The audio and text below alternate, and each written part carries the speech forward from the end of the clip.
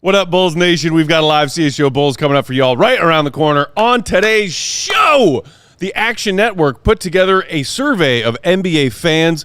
1, are Bulls fans feeling priced out of attending their games? 2, are Bulls fans satisfied with the team's results over the past 5 years? Also, ranking the traded future first-round draft picks across the entire league. The Bulls have one of those via the Portland Trail Blazers that has yet to convey. Does AK have a card up his sleeve when it comes to that Blazers pick? We'll break it down next.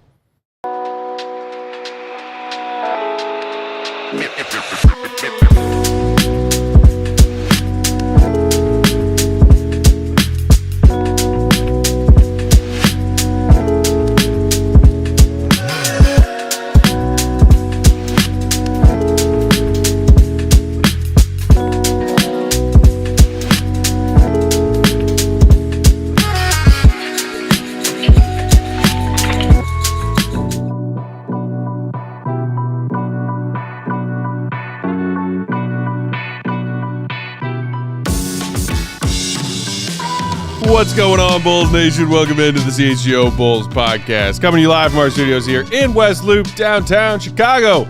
I'm Peck. Am I still on ISO-cam, Sarah? Why? Over here, hey, there's Big Dave. Bow! PAWL Sports, Will the Go Gottlieb. Perfectly coiffed, Will _ Gottlieb. And filling in for Katie today, the other queen of the controls, Sarah Bear's here! Hi. What up, Sarah? What is up? It is quite hot out today. It's a toasty one. It is a toasty one. Toasty toast. Shout out Four Seasons. Get y'all's AC check. Shout out Four Seasons. I didn't realize, and this is my fault here. I didn't realize Giddey wasn't going to be here today. I thought she was going to be here today, so I didn't get a chance to say peace out to her because I thought she was going to be here today. Oh, that's my shit. fault. Yeah, because this is your last day before you peace out for a while. Correct. This is very sad. That is I my gave fault. Katie That's a on goodbye me. hug yesterday knowing that I wouldn't see her until Monday. I just thought I had in my head Friday she wouldn't be here, and it's my fault. It's probably because I had vacation brain on, and I was just like, yeah. I wonder if she has realized that yet. Clock that, Yeah, like the day or two before vacation, your brain is already on vacation. Actually. Up here, I'm already gone. Already gone, You're already man. gone. Kramer. I'm already out. Okay, yeah, so we got some interesting stuff to talk about today. The Action Network survey from Ben Mendelowitz and Matt Moore. Also, Sam Quinn of CBS Sports put together a ranking, immense undertaking of the 63 yet to be used future first-round draft picks that have been traded between all 30 NBA teams. We will talk about all that. But real quick, just first. Okay. Because it's been making its way around the interwebs over the last day or so. Come on with it. I need to get y'all's takes on it. Sure. Heinz and Smoothie King Okay. have partnered to create a ketchup-flavored smoothie. Yeah. Why? Okay. Well, Sarah, can you make a poll? Can you make a poll for the chat? Yes Okay. or no, Bulls Nation? Do you want to try, would you try, the Smoothie King Heinz mashup ketchup-flavored smoothie? well, I need to know what the people think. as somebody who eats a ridiculous amount of fruit You like ketchup. and absolutely adores ketchup, two things need to stay apart. So you're not on board with this? I'm not on board with Okay. this by any stretch of the imagination. Y'all can let me know how you feel about it when you taste it and you have it. But at the same time, I'm also a guy who's right now trying to find some hot mustard Doritos. So That I is can true. try that How is out. that quest going? Oh, I tried to get it yesterday. Yeah. Couldn't find it. So now I found out the 7-Eleven might have it, so I'll be there. If you find where they're selling those, you let me know. Yeah. 'Cause you know I'm a mustard guy. Oh, yes. I need to try those. Mustard on the beat. That's how That's it right. goes, man. But I am definitely trying to find that. But in this instance, and I love smoothies. I make a smoothie all the time. In this instance, man, like, what are we doing, as the GOAT would tell you? What are we doing? What are we doing, man? It's ketchup and it's fruit. It's never this. It's never early this results from the together. chat. Fish saying ew, Drewish, gross. Bear 51, hell no. But why would they be like Johnny this Pigeon, is a different good inflection. idea? Oh hell no. Sorry, go ahead, Sarah. Sorry. My thing is just they're doing this exactly for what you guys are doing. Like they To know get people it's to talk bad. about Yeah, it. they know people are just going to talk about it. Yeah, but because not they buy it though. But they're going to buy it because it's truly just a curiosity Oh, thing. man, But my thing is, I just think it's gross. I think it's stupid. I think it's gross. Yeah. And I'm also hot take not a big fan of Smoothie King anyways. So it's like I just think the whole thing's not good. Shout out to Devin, who said Smoothie King saw Joe Dumars make that atrocious trade and said, "Hold my smoothie." What were you saying, Sarah? I was saying, aren't we in the era right now where it's like food dyes, like all the chemicals and stuff? Yes. Like you're telling me that's a healthy smoothie people are going to be consuming. You're telling me there's not all the red 40, what is it, the red Like, whatever. these are all my favorite things, honestly. This is fruit, this is ketchup, and this is the color red. This is my favorite color. Like, this is all my favorite things, but I know they should not be together. We should all be living in separate cities, and I'll come back and see all y'all. We can't all live in harmony? No, not in one, not together like this. Don't do it. Go. That was an emphatic thumbs down from Go. Thumbs down from Oh me. man, I don't think I've ever seen you do that. Just no. Just no. In the wise words of Mona Lisa Saperstein, Matthew.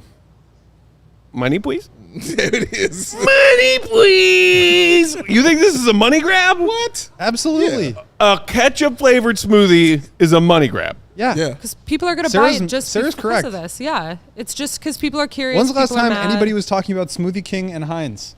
When's that we have talked about Smoothie? But okay, I am not planning on going out later today to purchase any variety of products from Heinz or Smoothie King because of this. Yeah, but people will. People are dumb. Absolutely. People will. will. He's right. People will. Hey, Julian. Whenever will, there's man. like the new snack wrap or like the Shamrock shit, like all that stuff. The People McRib Okay, but so like lived off in, of this. in certain like instances, I think you're right. Anytime I see a commercial for the newest Taco Bell product, Yeah. even Taco Bell uses the same 4 ingredients and all the different things they make. But I I'm bet like, you let me get to my nearest Taco Bell. There's people and that are try gonna that think with that a fresh it's- Baja Blast on the side. There's people that are gonna think that it's interesting. But and they're like gonna Taco want Bell it. makes those food items look freaking delicious in the commercials. Yeah. This is literally a picture of ketchup being poured into a smoothie. Yeah, cup. What I think don't that get looked is delicious? why are there strawberries in the background? of that Oh, okay. So here, there's more context, Go. Strawberry Does and this do ketchup? anything different for you? Okay. The Blood Red beverage, which hits select stores on Wednesday, so it's already out, blends acai sorbet, strawberries, raspberries, apple juice, and then, yes, Heinz's ketchup. Yeah. So does that like wet Depends- anybody's beaks it more? depends on how much ketchup's in there, man. Yeah, If agreed. it's like a I'm hint, guessing it's not like I a would- tiny little bloop of ketchup. Yeah. Because if it's a fruit smoothie with a hint of ketchup, okay, maybe You get but, away like, with that. Yeah. But I also think like people like Bloody Marys. That's like more of a savory drink. I feel like there are going to be people who are into this. Yeah, but or if at the you very put least are trying alcohol it for in the it. novelty. Yeah. I had a Bloody Mary this past Sunday. Bloody Marys are delightful. Yes. Bloody Mary brunch, absolutely. Alcohol. Ketchup, Bloody Marys don't taste like ketchup. Yeah. It's true. That's They true. taste like tomatoes. They do which taste like tomatoes, also which is- ketchup tastes like. It's like See, opposite I know, sides I of a Venn disagree. diagram, Ketchup does but not taste like tomatoes. Ketchup tastes like ketchup. If you get the kind that's not super sugary, it does. correct. You so, just get AKA the- Heinz. If the you get the organic. kind that's They have- not Heinz. Yeah, I they mean, have an I- organic, a simply one that they had in the picture that that Sarah was showing. So they yeah? have an organic version of it and a simpler one without all the sugar. They should just do like whole tomatoes, if anything, like not ketchup, but at least do like maybe tomatoes and strawberries and raspberries. Yeah. At least it makes it a little more organic in a way Yeah. instead of just squirting ketchup in a smoothie. Well, Joel's saying I'm assuming it has to be decent if it got approved to sell. But You think it just has to be terrible? but the Doesn't counter to that matter argument if is it doesn't need yeah. to be good if the curiosity from people Yeah, will they don't be enough care to about make the- it sell. Yeah. I don't know. I'm trying to think of the last time something like this was put out It's like where it Starbucks. didn't actually taste okay. Starbucks did their unicorn like frappuccinos, which like everyone was losing their mind over. is They it? just Unicorn. blended up unicorns Yeah, and what put is them in a It cup. was just a bunch of like edible Murderers. glitter, and it was like dragon fruit and like a bunch of just sugar and food dyes and glitter, and people were going crazy for it. And that was like, I don't think that tasted good either, but like it was so odd looking, and like people were just all about it. Yeah. They were like, deal. Well, if Okay. anyone out there is curious enough to try this obviously gross product, it's available in 5 markets: Atlanta, Denver, Miami, parts of the greater New York and northern New Jersey area, and Chicago. Okay. Chicago. I didn't even know Chicago had Smoothie Kings. Oh, a lot. When did Chicago get Smoothie Kings? There's one in it's been Lakeview. for a while. Yeah? It's in like Boys Town. Yeah, I've been to that one. There's a lot. There's some in Naperville as well. out in the suburbs. I'm not out and about looking to buy a smoothie from somebody on a regular basis. Yeah, no, I make mine at home, bro. I don't go buy smoothie. That's a flex. I've learned my lesson on this one, so I'm going to frame this carefully. In the world of non-important breaking news, non-transactional breaking news, We got some breaking news? We do have some big news Shams Bum? from the Chicago Bulls. some non-transaction related. Non-transaction related. Not actually big news. Okay. Dalen Terry and Jalen Smith are swapping numbers. What? Dalen Terry is going to be number 7 now, and Jalen Smith will be 25, according to the Bulls Twitter account. So Will it there's make that. either of Number them 7? better at basketball? Hopefully. Wait, you said number 7? Dalen will be number 7. Jalen will be 25. I wonder why that is. Huh. So the Maybe it was a bet. I'll have to get to the bottom of this. Yeah. We got Will on the case. Because these are stuff I want to know. Like, I need to know these actual questions for this. I know why Dalen had 25 previously, and it was kind of an homage also to Ben Wilson. Benji Wilson? Rest in peace. But it was definitely an homage to him, and that's kind of why he went with the 25 when he got here, because I remember he saying his uncle used to tell him stories about him all the time, and that's why he wore it. So I'm curious about this new number here that he rose number 7, because what did he wear in college? Was it 7? I'm pretty sure you wore 25. Yeah, I don't recall it being 7 in college, I'm but gonna I could look be it up. wrong. But and also I don't know what Julian Phillips wore in college. Dalen wore 4. Dalen wore number Okay. 4 at Okay. Arizona.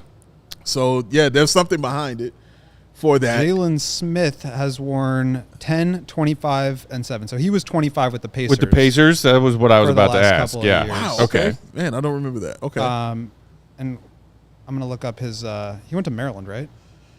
Jalen Smith, yes, I believe that's correct. That's it. This is going to be interesting. This is going to be interesting for me. He wore 25 in college, too. You wore So 25 in Okay, college as that well. makes sense. Yep. Okay, we got that. Makes that. sense for him. We got to the bottom of that. I'm curious about So the Dalen, next though. question is, Yeah. how Or much maybe did he Dalen pay just him? like he knew that like Jalen Smith wanted that number, and Dalen Smith's just a nice, or Dalen Terry is just a nice guy. I was like, yeah, okay. Could be. Did somebody also recently vacate number 7 that made it available for Dalen to take? Because Jalen. 7's a. Jalen. Oh, so yeah, right. Yeah. Duh. We're talking about them swapping numbers. Yeah, it happened. But okay, I'm curious. Okay. I'm curious though, but I am now curious as to why Dalen Terry is going with number 7. I'm definitely interested in that. Maybe he watched a lot of Ben Gordon tape. Oh, the not mad summer. at him if he did that. Maybe Joel Tony Kukoc. in the Maybe comments he saying wanted the to be the jersey next swap Tony Kukoc. numbers will definitely make them better, no doubt. Thomas Banks saying Dalen and Jalen, the duo everyone wants. Yeah. Okay. What about Talon? Is he still around? Yay. Three Jalen player Taylor. jersey swap. Swap it, the first triple swap. It is ever. wild that the Bulls had players named Dalen, Jalen, and Talon. And on brand at the same time, to be real. Yes, man. But this is okay. Fish saying cash curious to watch considerations. I wonder if one player wanted the jersey swap more than the other, and if money was offered, because we did hear about that like Vooch offered to pay Patrick Williams for the number 9 when Vooch arrived via trade all those years ago. Yeah. And I believe what was reported is that Pat just gave it to him. Yeah, without accepting the cash offer. I should Which saw that Jerry as a would red be flag. disappointed. Like money Jerry on would be like, precedent. Pat, I thought I raised you better than that. Yeah, I Take the should cash have consideration. saw that as a red flag immediately. Like, bro, Hey, what? he didn't need a few $100,000 for his jersey number. Everybody needs a He's few. got $90 million. He's got No. $90 million coming his way. I'll still take that because still, Matt, money, please. Money. I've been just laughing to myself about that for the last 48 hours. Anybody pre-order their new pinstripe jersey yet? I think it said in the official press release that they're not available yet, and they might not be available until October. But I'm sure that there's going to be a line out that door. Oh, there will be a line for it, just like there's a lines on those jerseys. Yeah, Pinstripes. pinstripe. I like that. It still looks That awesome. campaign is everywhere. Yeah, bro. They blasted it all over social. They put up billboards. They did. And Doing a good job. Sure. Doing a good job promoting it, bro. If there's That's one it. thing the Bulls know how to do and do well, They're going to get that check. money, please. Oh, yeah. It's too good. It's so funny. It's dog. classic. surprised the Bulls didn't try and get in on this Heinz and Smoothie King. Well, there's still time. I mean, the season ain't started how yet. Can we get a little piece of that $5.70 to charge for these things? What are y'all doing with that 70 cents? I'm just saying, though. He can talk to the Smoothie King we get Center some down in New right? Orleans. New sponsor on the United Center, brought to you by Smoothie King Heinz Smoothies. We got to take a quick break. When we come back on the other side, we'll dive into the Action Network's fan survey. Are Bulls fans happy? We'll talk about it. Today's show brought to you by Sunnyside Cannabis Dispensary, your home for judgment-free cannabis shopping. A place where all kinds of people are welcome to explore, discover, and purchase a wide array of high-quality products. They've got everything you need to elevate your summer. Your one-stop shop for all of your cannabis needs. They have an expertly curated menu featuring over 100 different strains to choose from. 100! Plus, they offer easy online ordering and in-store pickup. Even if you're a pro, you think, I know everything there is to know about the cannabis game.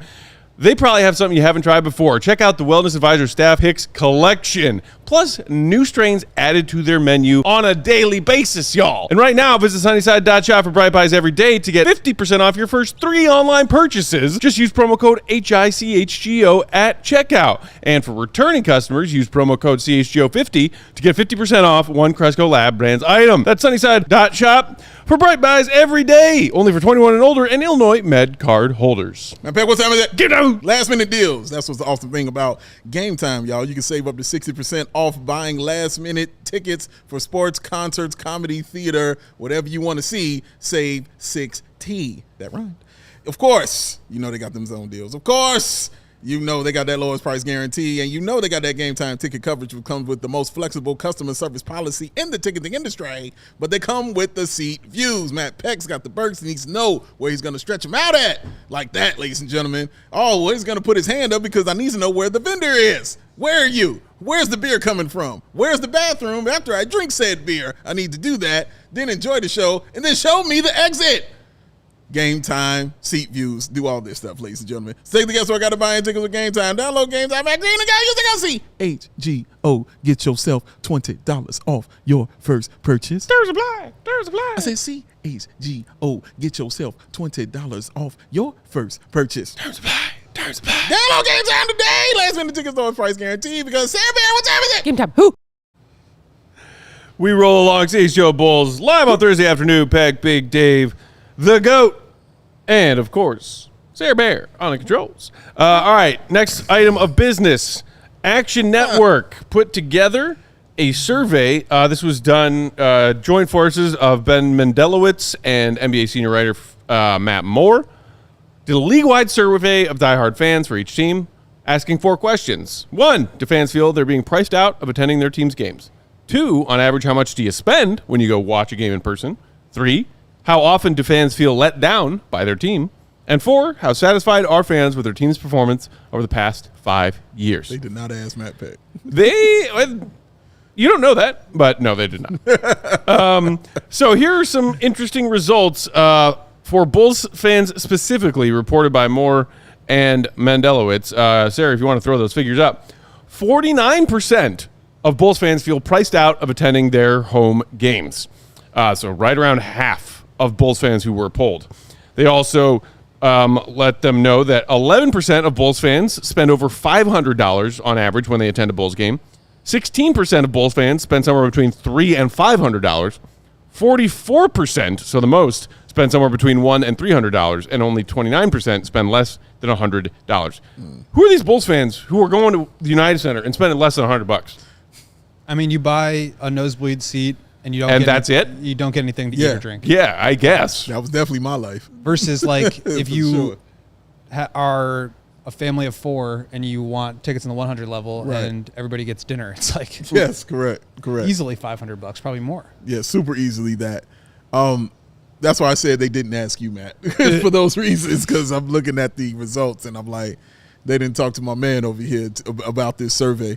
But I'm curious about you and what number surprised you the most on here where you just said, oh, man, I feel like my brain is about to explode. Because there's a few of them on it. When I saw it, I was like, feels like Peck brain explosion worthy. Yeah. Okay. Yeah. So, and the way that they ran the poll is they used a scale of 1 to 5, 5 being always, 1 being never. And the question, on a scale of 1 to 5, how often do you feel let down by your team?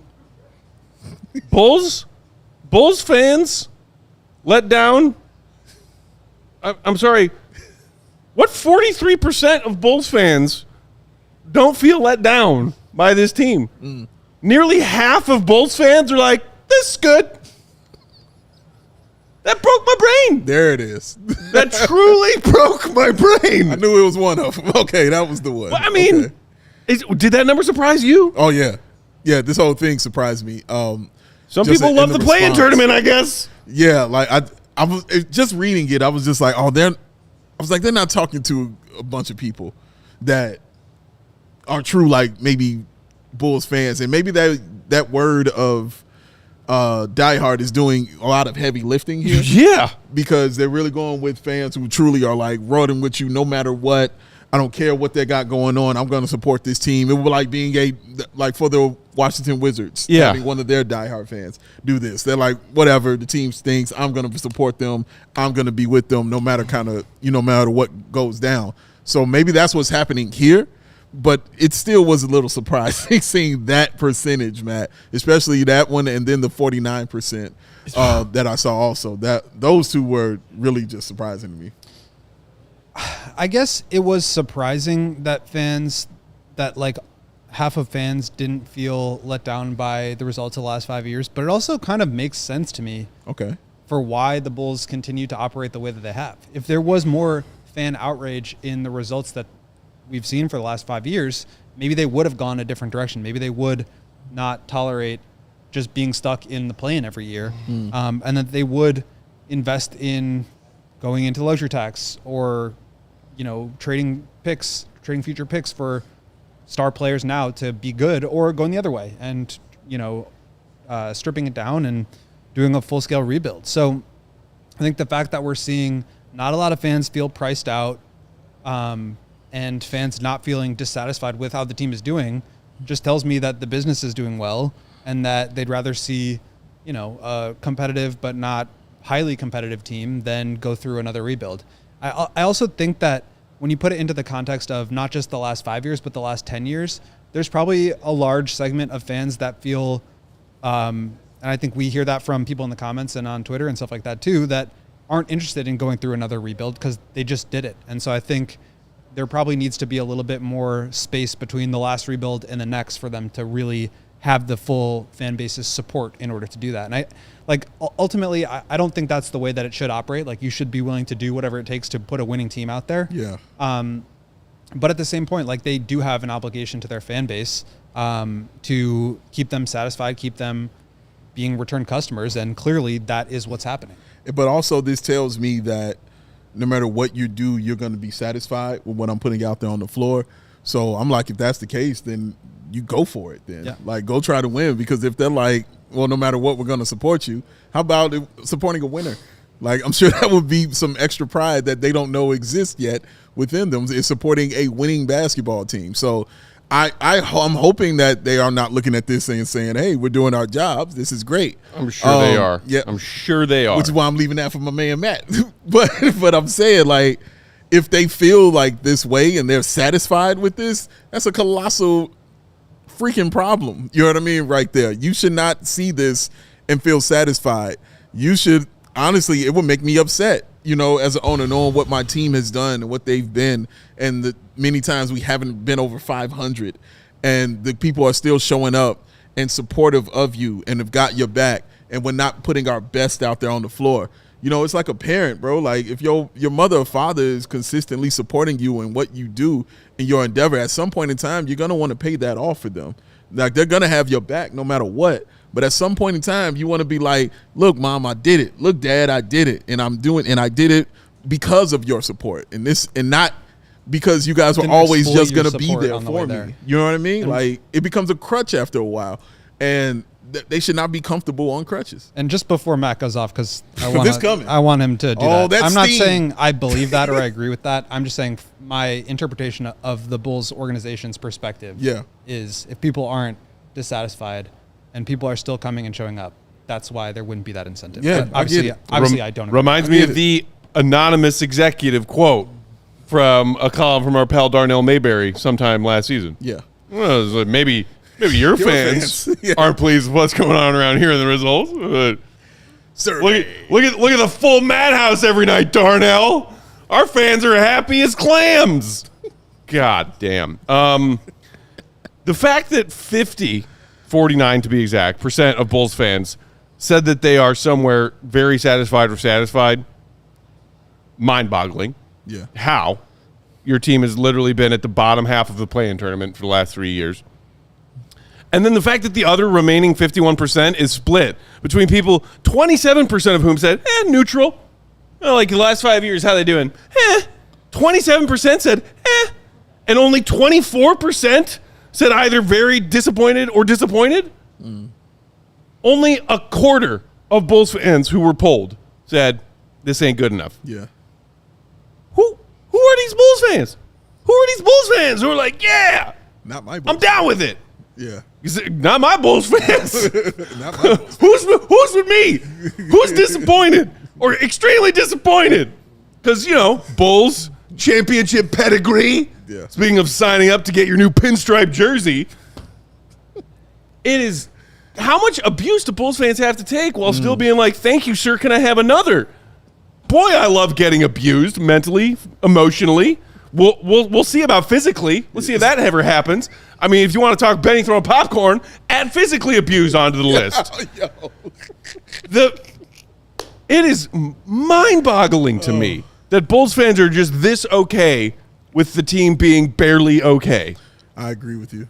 Yeah. What happened to championship expectations from a fan base that expects championship contention? Yeah, man. The people who run the team may have given up on that idea long ago. Hey, as long as we end every season in the black, thank you for that check for not paying the luxury tax from you luxury tax paying teams. Filled the UC another year. All done here. Can't wait for another. Yeah. We know that those are their expectations, but for Bulls fans themselves to say, yes, this is pretty much good enough. I don't want to make it sound like I'm attacking Bulls fans here. I am perplexed as to who these Bulls fans are that were polled. Yeah. They surveyed somewhere around 3,100 NBA fans across the U.S. This poll took place just last month between July 7th and 10th, 2025. I'm curious, of that 3,100 and some, of that pool, how many were Bulls fans specifically? If this is a small sample size we're talking about, I can be like, that was a weird polling of Bulls fans. And again, Dave, like you were saying about were these diehard Bulls fans? Yeah. Or just like, hey, we saw somebody on the street wearing a Bulls jersey or Bulls gear. Yeah. Come give me your Because opinion. I swear to God, if this was true, I watch every game, every season. I'm on Twitter talking about the Bulls or in my group chats talking about the Bulls every day of the week. I even tune into off-season coverage, and shout out to all of you who do. Well, we're doing 5 shows a week here through the dog days of the off-season. If you took a poll with these same questions of Bulls fans who cared that much, there is no way that these are the numbers. No, completely agree. I cannot believe that. I will not believe that. I believe it was over 3,000 people total that they polled for all 30 teams. But go ahead. I just don't think that this is catered towards those fans. Those fans are sticking around regardless. What they're building or catering to, the product is for the casual fan to keep them excited and coming back for more. And so I don't think we all know that the ones that are tuning in are the ones that are dissatisfied because they're the ones that are there regardless. So to me, it's just not really about that. And obviously, that's what it's about for us is supporting those fans who really care and who stick with it through the tough times and the good ones. Yeah.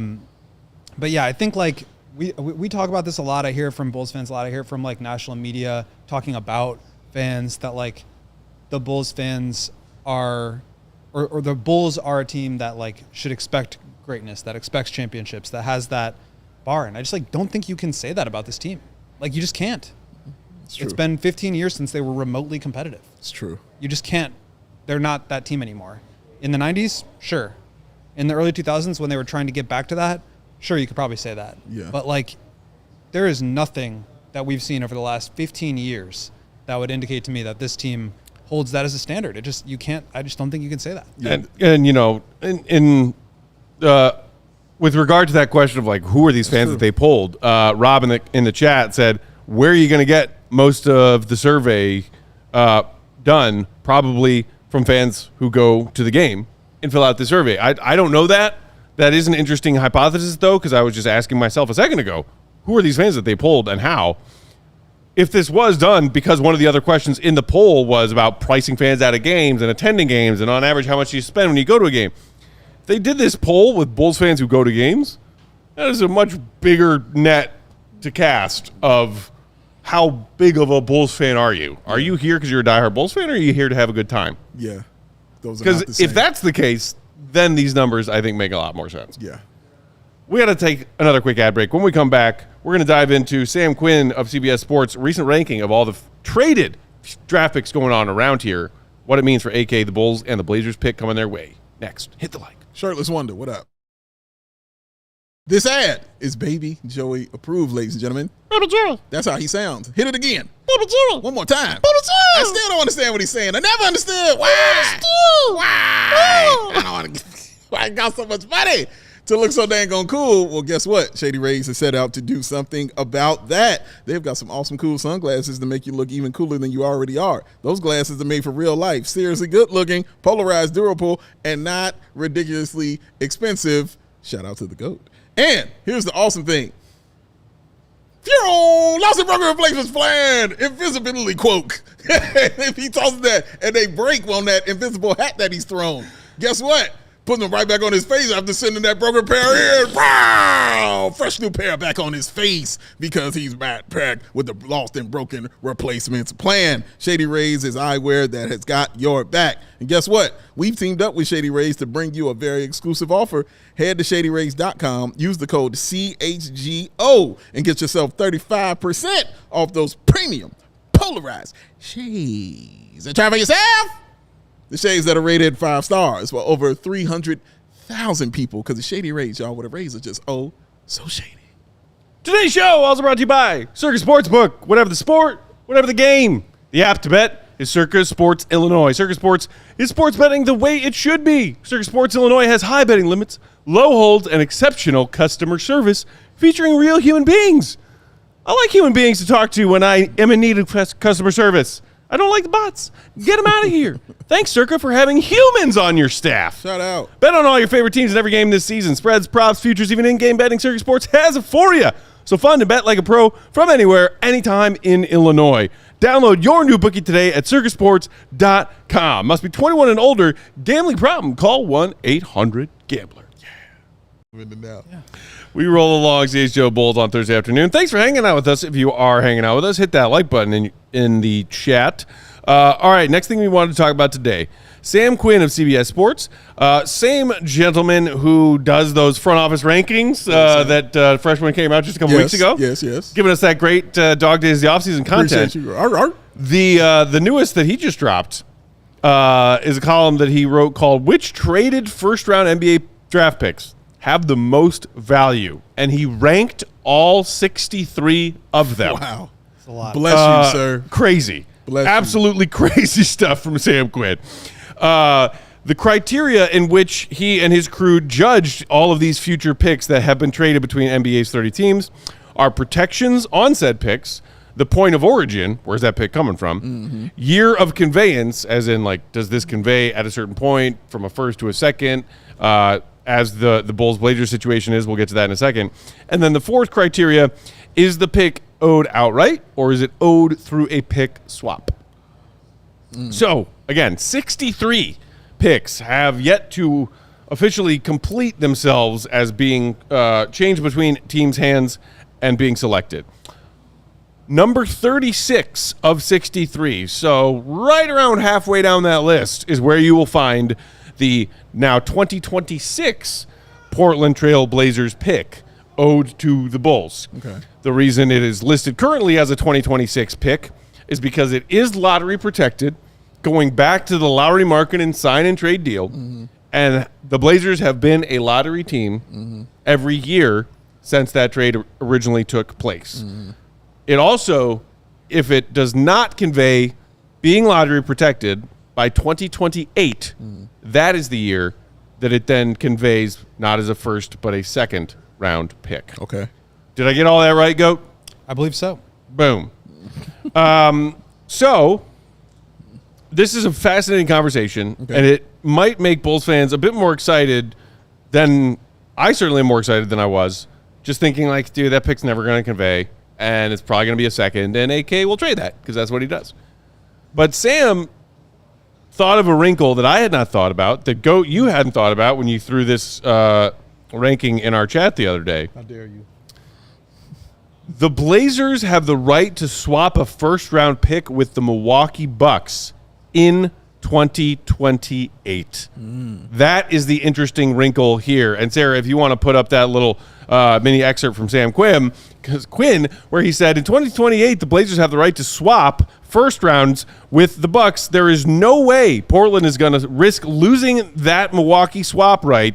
Therefore, the Bulls can hold this pick hostage and sell it back to Portland for a premium. The other part of that context is Sam Quinn believing firmly that by the time we get to 2028, Giannis will have gotten himself up and out of Milwaukee, making the Bucks potentially, if not likely, a team that you would love to swap first-round picks with. Then it becomes, hey, it's a lottery-protected pick for the Blazers. If the Blazers take some steps and get good, Dame comes back healed after missing a year, they got good young pieces that are proving themselves a bit more. But do the Blazers want to risk losing out on that pick swap with the Bucks if all of a sudden the Bucks 2028 first-round pick is a solidly valuable pick? You're right. I didn't think of this angle at all. And that raises brand new questions and actually raises new hopes.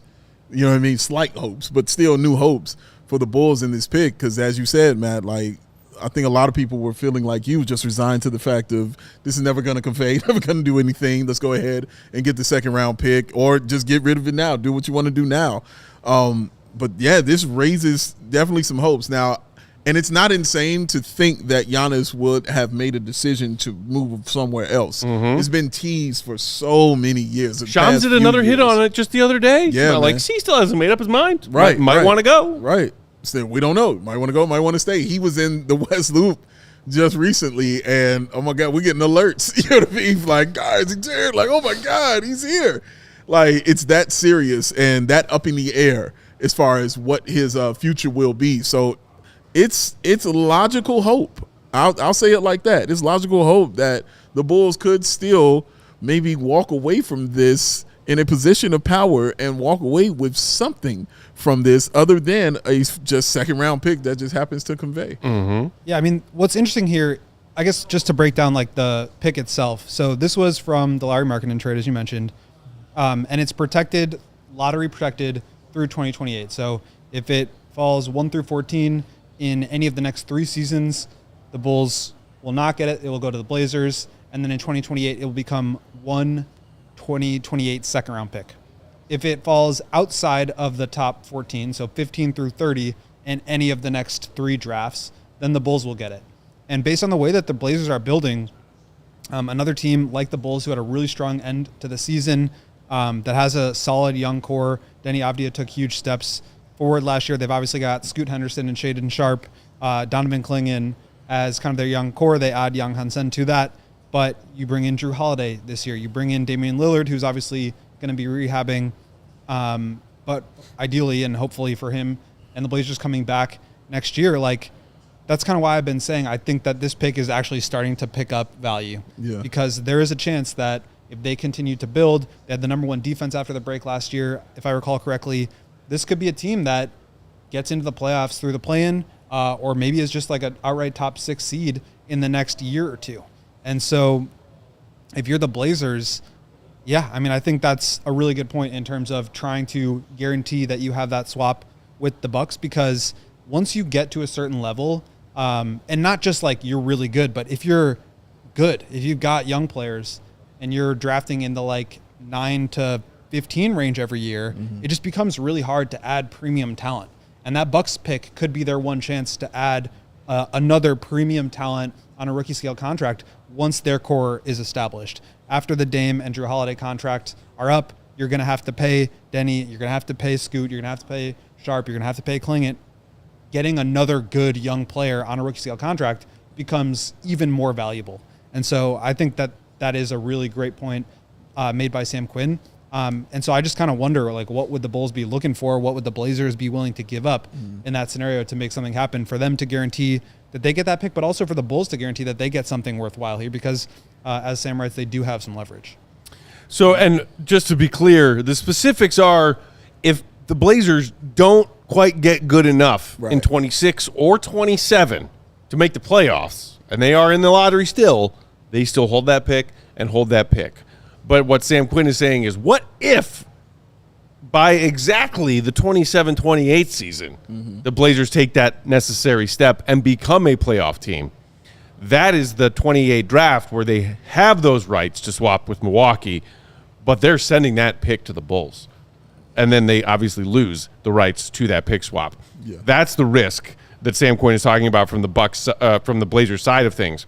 But also that the Bulls wouldn't get the swap rights there. Right. So they would just be extinguished. So if the Blazers, and by the way, I think the reason why that becomes even more juicy in that particular year is that's when Damian Lillard is a full year out from his recovery. So he's got obviously recovery this year and then all of next year to get back into form. Right. The following year, obviously he'll be older at that point, but that's when he should look most like himself. But theoretically, could he, if Dame could make a comeback, he will have had enough time for an older NBA vet to heal fully and then get back to his normal just playing routine after his long exactly. I think the window for them to make the playoffs is probably, I don't think it's out of the question this year, but I think it's probably those second 2 years. And that's where he writes, and I tend to agree with it, that the longer they wait to get this done, the more value the Bulls can extract because, okay, now you build on what you saw towards the end of last year. The young players continue to take steps forward, and you've got Dame coming back.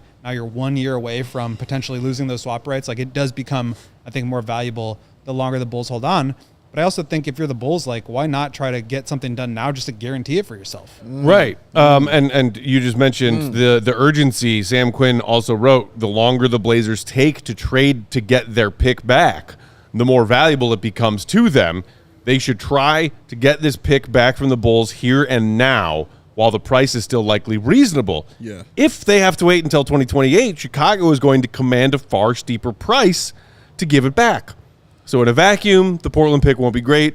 As a bigger picture asset, though, it has a chance to prove pretty meaningful. And so from a Bulls fans' perspective, you see that, you hear that, and what do you think? This is maybe some leverage that AK has in a potential trade that I hadn't thought about. Yes. I wonder if AK's thought about it. Does AK even remember that they have a pick coming their way from Portland, theoretically? I don't know. I'm not saying he doesn't. Well, I'm just asking if he does. Well, let me ask you this. What does that look like, this type of trade with Portland, if that, all this goes to plan and the Bulls are, in that driver's seat? What can the Bulls sit here and kind of demand from Portland? Yeah, I think that's kind of the key question here. Is at what point does it just make sense for the Bulls to pull the trigger on a deal, or do they just hang on to it and let it ride and force the Blazers to come in either over asking to get it back or forcing them to feel really uncomfortable with keeping it as is? And just as a quick interjection, just think back to this past trade deadline. The Bulls and AK were in the opposite, shoe. They really wanted to get their pick back that they owed to San Antonio, and that's what ended up becoming the Zach LaVine trade because it was top 10 protected. And the Bulls were like, screw tanking to the bottom 10. We want to go to the play-in tournament. Right. So now they're in the opposite situation. Yeah. And I think that's why it probably, the deadline to me feels like the right time to make that kind of a deal if it's going to be back with the Blazers, because they will know what they look like. They'll know what they have in their young core. And if they are going to make the playoffs, then they just feel comfortable letting the Bulls have the pick that year. But if not, then they, one, either know that they have a smaller window to try to retain it, or two, that they're just not close enough to competing at that level to where they're worried about giving it up in the first place. So I do think there's still some time before something like this could come about. But just looking at their roster, they've obviously got Drew Holiday, Jeremy Grant, as kind of their big money players. obviously, like, I guess the way that we should think about this is there a player that the Blazers have that the Bulls could want to give them their pick back? Okay. The other option is, could the Bulls offload some money onto the Blazers and give them their pick back as the price of doing business? Okay. Or could you change the protections on the pick in a more favorable way to the Bulls? So I don't think, just looking at their roster, there's a lot of guys that they would be willing to give up that makes sense for the Bulls. Obviously, they're young players. You're not getting Scoot. You're not getting Shaden Sharp. You're not getting Donovan. Probably Clingan. not getting Klingon. Not getting Klingon. You're Obviously, probably if not it keeps getting going on. Tamani Kamara? I think that he's Fringe, he was like one of the best I defenders. mean, yeah, in the he was league last incredible year. this I don't past think they're season. giving him up. Would Avia be on the table? I don't think so. He took a huge Only step just forward. because of the trade. He's already been traded. I think he's outplaying his contract, and he's making That's, yeah. $14 Avia's million making this year. 14 mil, and he's on a descending contract. descending Avia's going to make contract. less than 12 million in the 27-28 season. They've got an incredible Truly. contract. That in is him. an amazing contract. I think honestly, like Scoot or Sharp, like I don't think they're going to want to give those guys up, but they also may not want to pay them. And Scoot has not really shown everything that struggled, he yeah. was. Do you want to pay both of them? Right. Kind of like the Kobe and Io Sharp situation. is going to be in the same position where he's extension eligible off his rookie scale contract and hasn't shown enough himself to warrant a huge payday. So that could be something, but I don't think it would be enough to do like the pick for that. Like that's just not. Maybe the Bulls would need to add a little bit more. So I don't really see an avenue there. I think there's always could you attach the pick to Patrick Williams to dump and take back some bad money from them? Maybe it's like the pick and Patrick Williams for Matisse Thybulle, and you get a player that could play some Matisse defense for you. Wow. But that also comes off the books at the end of this year, and that really opens up more space for you going into 2026 when you want to have cap space. That could be an option. Not very sexy, but like it would open the door for more possibilities and flexibility for them. I think the one where what I would probably want to do, just thinking about this now, is like, could you rewrite the protections on this pick so that it's top 10 protected this year, top 8 protected next year, and if it doesn't convey in 2027, then it's a second-round pick or 2 second-round picks or something. Get a little bit more so that you increase your chances of getting the pick. You obviously still give the Blazers a chance to protect themselves against the real upside of having, a top 5 pick if they fail to, or if they do jump up in the lottery. But that also guarantees the Blazers have it in 2028 because you'd be rewriting it now to push the protections down a little bit so that they could move them forward up a year. So it's really these last 2 years, but now reduce the number for the Bulls. I mean, that could be something that benefits both That's sides. an interesting theory of a different thing to like, what can we get out of this trade if we're the Bulls and the Blazers want their pick back? Switching up the protections on it gradually year by year. This is how much the Bulls have broken me. All right? Because you know what my immediate thought was in my head as you were saying that, Goat? I was like, good idea. If that's what the Bulls get out of this trade, the Blazers will be bad but not top of the lottery bad, or good but still in the lottery, and they will, I guarantee you, they will jump up to a spot where their pick is still protected. Like that's where my head went as a Bulls fan. Okay. If this is what you're getting out of this trade, is loosening the protections on that pick, can you not just feel it? We're all sitting here on NBA Draft Lottery Night doing our live Draft Lottery Night watch along. And we watched the Blazers jump up after the Bulls made a trade to loosen their protections. Guarantee you that would happen. Then maybe it's just So I don't love that idea. maybe it's just like the Bulls get the unprotected pick in 2027. So not the year this upcoming season when Dame won't be playing. Okay. And there's 3 premium players at the top of the draft. But the year after when the draft isn't going to be quite as good and when they'll have Dame back, maybe it's just that. Like, I mean, I agree with you. Like, you want to guarantee yourself something, but still right now, even though I think it's more likely that pick ends up conveying in the next 2 or 3 years than I did at this time last year, there's still no guarantee. So guaranteeing yourself anything, whether it's, a first-round pick or even just getting another couple of seconds out of it, I do think that there is value in that because, yes, the Bulls have leverage, but there's still no guarantee that they get anything out of this. Oh, and that's the sad part about it, man. Is Drew Holiday somebody that can be on the table for the Bulls? I'm only asking this because Drew Holiday was not happy about, being sent over to the Blazers. So if it comes that time for that contract, to come up, is he going to be happy about kind of re-signing with the Blazers? I don't think so. So would you want to get ahead of that when you know you have a player that's disgruntled? I would be hesitant to take on Drew Holiday. 3 years left on his deal at over $32 million. 35 years old. Go ahead. I just think like there's really only downside left. Like he's not going to get better at this point in his career. I think he's still an elite defensive player, but did slide offensively last year. Mm-hmm. I will say this, like I can't really think of a better fit next to Josh Giddey in the backcourt than a guy like Drew Holiday. So like maybe there's some interest there, but if we're talking about the Bulls wanting flexibility, putting that $32 million on their books would do the opposite there. So that's why I think like there's probably not a player on their roster that you're really after. To me, it's more, can you dump Patrick Williams' contract, or can you loosen the protections to where you guarantee you're getting a first-round pick out of this? And so that's kind of where my head would go. But we also know that like the Bulls don't particularly value first-round picks. So maybe getting off of the Williams money would be more interesting to them.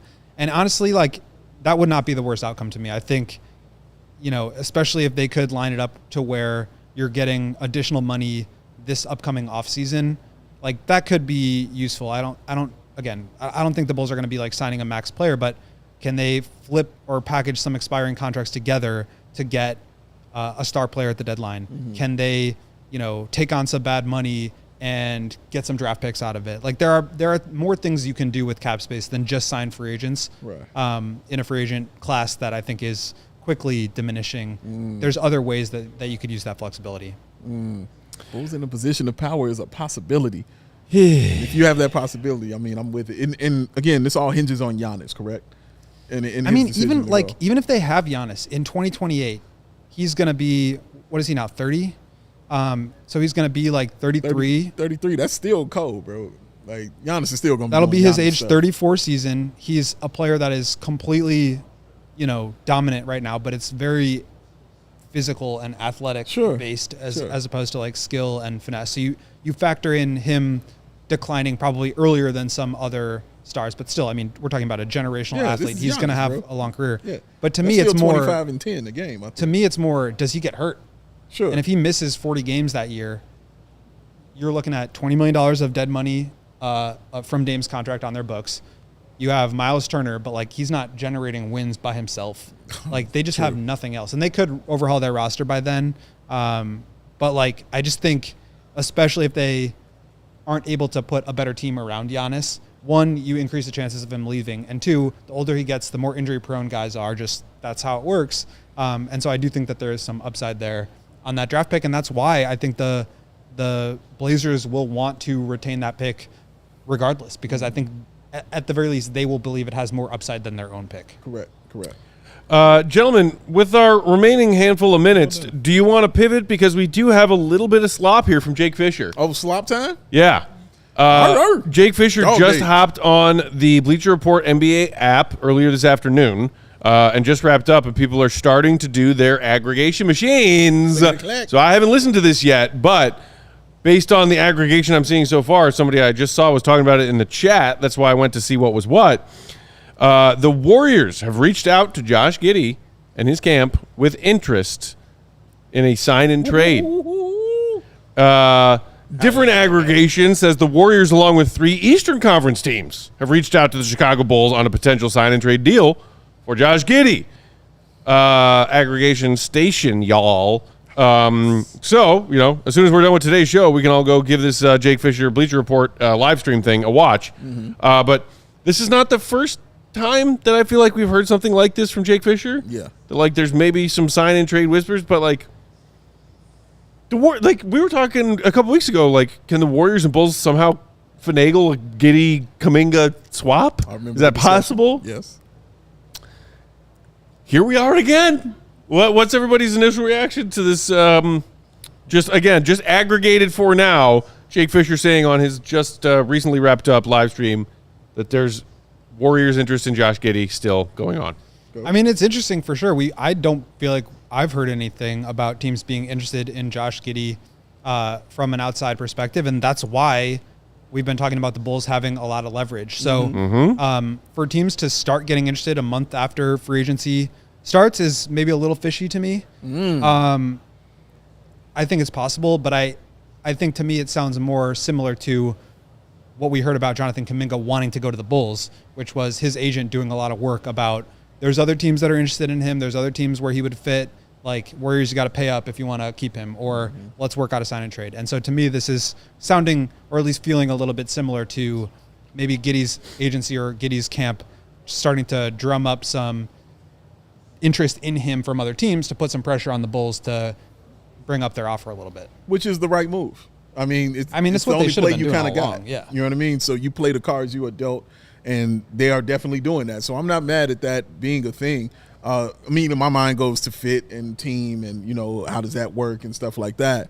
And I'm just thinking, like, I don't see how it works, you know what I mean, with the Giddey there. I mean, because one, you have Steph, but two, you have Jimmy Butler. And Draymond. Green, yes. Like, these are guys who all run the team. Right. You know what I mean? Like, they all kind of do that. And so having him in another kind of majority off-ball position, I just don't see how that works. So shout out to his agent for that, for sure. I just don't see how that, kind of works and connects and comes together. But what makes it interesting is my mind immediately goes to Kuminga as well, because we've seen the hardball that the Warriors have been playing with Jonathan Kuminga. They've had several offers from other teams. Shout out to the Kongs and Sons. They've had offers with, I like it when that beat go. And they said no. They have said no to these trades that some of those deals, I was like, wait a minute, that's not a bad deal. You get Moses Moody and some draft compensation. Like, what's wrong with that? Yeah. So there's something to be said about that part, and maybe the Warriors want to play a part of this game as well with Jonathan Kuminga, dangled out there also. So I think maybe everybody's in collusion. It's all a game. It's 8D chess at this point between these handful of teams and their unsigned restricted free agents. Yeah. Is this something the Warriors are putting out there to try and, muscle arm or coerce Kuminga? Sure. That's an interesting thought. What I had first was the same thought, but with Giddey. Sky Falcon 5 just said it in the chat too. Is this real, or is this leverage from Josh Giddey's camp? Because, and again, aggregation, y'all, let's be specific. Because one aggregator said that the Warriors have reached out to Josh Giddey's camp with interest in him and acquiring him via sign and trade. A different aggregation account said the Warriors and other teams reached out to the Bulls to inquire about Giddey and sign and trade. You see the difference? Because if they've reached out to Giddey in his camp, that could be what Sky Falcon 5 just said, which is that could just be a play from Giddey's camp. Yeah. Being like, hey, Bulls, did you hear that the Warriors really want Josh Giddey? Right. You want to up that offer a little bit? Yeah. And I'll take my talents to the Bay. Yeah. That's the same thought I had, Sky Falcon 5. I was like, this sounds like it could be a play from Josh's camp. Yeah, and again, a good move. You know what I mean? On their part. I think the Bulls shouldn't have any fear of it because, honestly, putting Jonathan Kuminga back on their radar is not. AK calls Warriors. Hey, do you guys actually want Josh Giddey? No? Okay, thanks. Right. You know what I mean? But just putting Kuminga back in that running is something I wouldn't think you would want to do because the Bulls have definitely shown interest in obtaining him. So this is a way to obtain him. You know what I mean? You can make this trade and obtain him in that kind of fashion. So, but again, you play the cards you got. You play the cards you are dealt, and they don't have a lot to play. The Bulls have a ton of leverage, and the clock is ticking, I'm sure, for the agent. I'm sure the Bulls just have their feet up, sipping some tea, which is shout out to y'all for that. So, yeah, they don't have to rush. They don't have to make these moves, but the agent and his camp definitely should be doing stuff like this.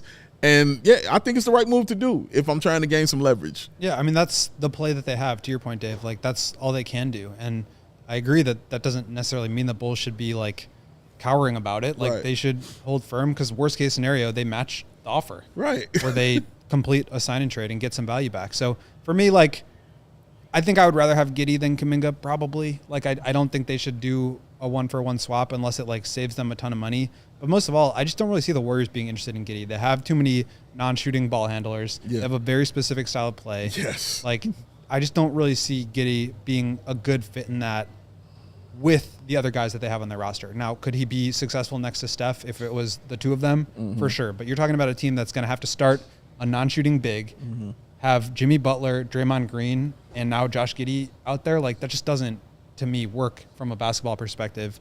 And you mentioned, like, a couple other Eastern Conference teams potentially being interested. I guess. Like, I don't know who. I don't think it's, like, the Heat. They just, like, we're salivating picking on him in the play-in tournament. Like, And people were talking about maybe the Nets earlier in the offseason, but solely for the cap space reason. Yegor Yeoman, and they didn't make a play on him when they had the cap space. Right. So I just don't really buy that, I guess. I agree with you, bro. Not buying it. Not buying not it. Good move. Just like the new pinstripes, I ain't buying it. I Real quick also before we do get out of think- here. Sorry, I want to say, like, I do think it's making me think about, like, how much I would prefer to have Giddey on the team than, like, let him go. And obviously, like, if there's a good offer out there, you got to entertain it. But I do think that keeping Giddey at this point is probably a better outcome than losing him or getting, like, a bad return or being forced by another team to give him more money that you want. Yeah, I hear that, and I don't disagree with that. Real quick before we go, Sarah, is this accurate, these final poll results on the Heinz ketchup smoothie? Yeah. Not a single person voted yes, they're excited for the ketchup smoothie. 0%. Shout out to y'all. I'm proud of y'all. I'm proud of y'all who cast a vote. Who won? So the winning vote, 68% of the votes, the answer, just WTF. And no, are you excited? No, 31%. Yeah. I voted WTF. Yeah. But also, no. 2 thumbs from the GOAT. That's correct. Well We are out of here chat. for today. Dave, you're taking off for a while starting tomorrow? Yeah, We taking shall off miss for a you. while, man. We'll hold down the fort while you're gone. And maybe we'll see a magical Dave appearance from places unknown if Josh Giddey signs his contract while he's gone. Either way, follow Big Dave. Bow, BWL Sports. Will the GOAT, Will_Gottlieb. Read his stuff, allchgo.com. Become a diehard so you can read it. I'm Peck, Bulls_Peck. We are CHGO_Bulls. Shout out to Queen Sarah Bear on the controls today. Did you have fun talking Bulls today, Sarah? Yes. Boom. We're back at 4 p.m. Central tomorrow to lead y'all into your weekend with another live show. Have a great night. Talk to you then. See Red, be good. Love y'all. Peace. We all silly like the mayor.